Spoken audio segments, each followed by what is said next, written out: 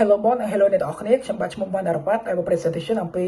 Explore Cambodia ជាមួយនឹង Cambodia Trip ដែលជា app ដែលពួកខ្ញុំ plan មកកើតអញ្ចឹងមុននឹងឈានដល់ការ presentation ខ្ញុំចង់បង្ហាញ statement មួយដែលគេសរសេរថាប្រទេសកម្ពុជាគឺជាជំរឿនចុងក្រោយបន្ទាប់ពី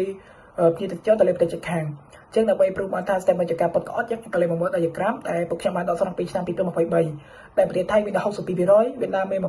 27% ចំណែកយើងមានតែ 12% ឯងអញ្ចឹងយើងអាច prove បានថា statement ដែលគេសរសេរនេះគឺជាការពិតស្លាប់បន្ទាប់តែបង្ហាញតែហេតុអ្វីបានជាមាន problem នោះកើតឡើងអញ្ចឹងចំណុចដំបូងគឺភ្ញៀវទេសចរគាត់ស្គាល់តែតំបន់ល្បីៗស្រាប់នៅក្នុងប្រទេសកម្ពុជាយើងដូចជាសៀមរាបឬក៏ភ្នំពេញអញ្ចឹងគាត់គិតថាចំណាយពេលតែមួយថ្ងៃគឺគ្រប់គ្រាន់តែសម្រាប់យើងចំណុចទី2គឺ update information អញ្ចឹងនៅលើ website ធំៗមួយចំនួនមានការ update information គឺ late មែនទែនតាំងពី2 ឆ្នាំមុនអញ្ចឹងគឺធ្វើឲ្យភ្ញៀវទេសចរគាត់ miss information ជាច្រើនទៀត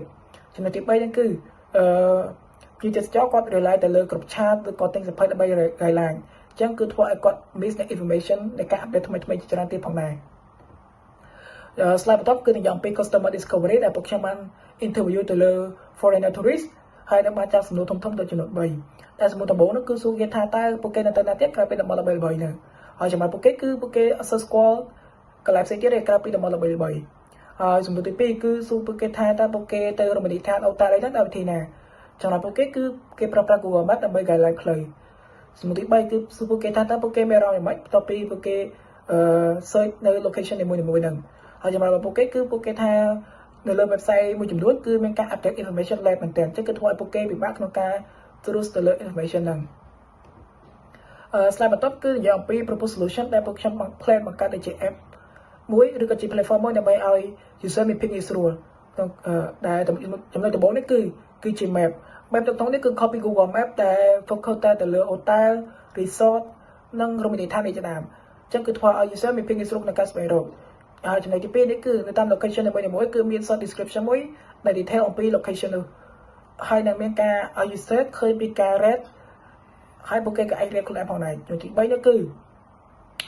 ការ plan trip អញ្ចឹង user គាត់អាច plan trip តាមរយៈការ input location ឬក៏ duration របស់ពួកគាត់បានផងដែរនេះគឺជា prototype ដែលពួកខ្ញុំបានរៀបចំឡើងមកតែដំបូងនេះគឺជា description ដូចដែលអ្វីដែលខ្ញុំបាននិយាយខាងលើអញ្ចឹង description នេះនៅតាម location នីមួយៗគឺមាន short description ដែល detail អំពី location នោះចំណុចទី2នេះគឺជាការ review ការ review នេះគឺ user គាត់អាចឃើញពីការ review ពីមុនមកហើយគាត់ក៏អាច add នឹងការ review ថ្មីផងដែរចំណុចទី3គឺជា forum នេះគឺ user គាត់អាច add message គាត់thêmមកកាន់ពួកយើងផ្ទាល់នៅពេលដែលគាត់ជួបបញ្ហាណាមួយtrip generator ដូចអ្វីដែលខ្ញុំបាននិយាយខាងលើអញ្ចឹងគឺ user គាត់អាច plan trip តាមរយៈការ input location budget duration និង preference គាត់បានអញ្ចឹងគាត់នឹងទទួលបាន information ដែលសមបំផុតចំពោះគាត់មកវិញហើយចំណុចទី2ទី3គឺ calendar និង event អញ្ចឹងនៅក្នុង app នេះគឺមាន event នៅតាម calendar នីមួយៗអញ្ចឹងនៅក្នុងឧទាហរណ៍ថានៅក្នុងខែ4គឺមានបុណ្យចូលឆ្នាំខ្មែរអញ្ចឹងuser គាត់អាចចូលរួមជាមួយពួកយើងបានផងដែរហើយចំណុចបន្ទាប់នេះគឺនិយាយអំពី target customer ដែលពួកខ្ញុំបានចែកជា2គឺ traveler និង business តែ traveler គឺគាត់មានអាយុចន្លោះពី18ទៅ65ឆ្នាំហើយ nationality របស់ពួកគាត់គឺពួកខ្ញុំគិតទៅជា general ប៉ុន្តែ focus មែនតើទៅលើ foreign tourist ហើយចំណែក business គឺ focus ទៅលើ hotel resort ឬក៏រមណីយដ្ឋានជាដើមslide បន្ទាប់គឺនិយាយអំពី competitor ដែលពួកខ្ញុំបាន analyze ទៅជា3ទៅគឺ TripAdvisor, KimKim និង Google Map ដែល competitor នីមួយៗគឺមានចំណុចខ្វះខាតនិងចំណុចល្អរៀងៗខ្លួនហើយចំណែក app របស់ពួកខ្ញុំដែលជា Cambodia Trip នេះនឹង fix ទៅចំណុចខ្វះខាតរបស់ពួកគេដើម្បី app របស់ពួកខ្ញុំគឺកាន់តែល្អជាងមុនទៀតនេះគឺជា value proposition ដែល app របស់ពួកខ្ញុំមានដំបូងនេះគឺជា trip planning អញ្ចឹងនៅក្នុង app របស់ពួកខ្ញុំគឺមាន trip plan ដើម្បីឲ្យ user មានភាពងាយស្រួលក្នុងការ explore ប្រទេសកម្ពុជាយើងចំណុចទី2នេះគឺ information នៅក្នុង app របស់ពួកខ្ញុំនឹងការ update ជារឿយៗអញ្ចឹងគឺធ្វើឲ្យ user គាត់អាច secure 100%បាននៅលើ information នៅក្នុង app នេះហើយចំណុចទី3នេះគឺ easy to use អញ្ចឹង user គាត់គ្រាន់តែ click ពីបេថាទៅគាត់នឹងទទួលបាននៅ information ដែលពួកគេចង់ស្វែងរកហើយស្លាប់បន្ទាប់គឺនិយាយអំពីប្រាក់ចំណូលដែលពួកខ្ញុំទទួលបានតែចំណុចដំបូងនេះគឺជា advertisement អញ្ចឹង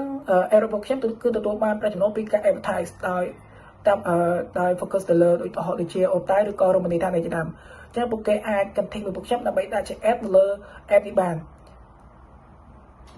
ហើយចំណុចទី2នេះគឺជាការ promote ឬក៏ហៅថាការជួយលក់ product អញ្ចឹងឧទាហរណ៍ថាពួកខ្ញុំទទួលបាន 1% ពី hotel ដែលជួយឲ្យ user secure booking តាមរយៈ app របស់ពួកខ្ញុំផងដែរslide បន្ទាប់គឺនិយាយពី scalability ដែលចេញជា3គឺ short term medium term និង long term តែ short term គឺមានដូចជា brand awareness grow user base ហើយចំណែក medium term ឧទាហរណ៍ដូចជា register client business និងទទួលបានប្រាក់ចំណូលពី business partner ហើយ long term វិញគឺ consistent increase in profit. That's all, boss. Thank you for your listening.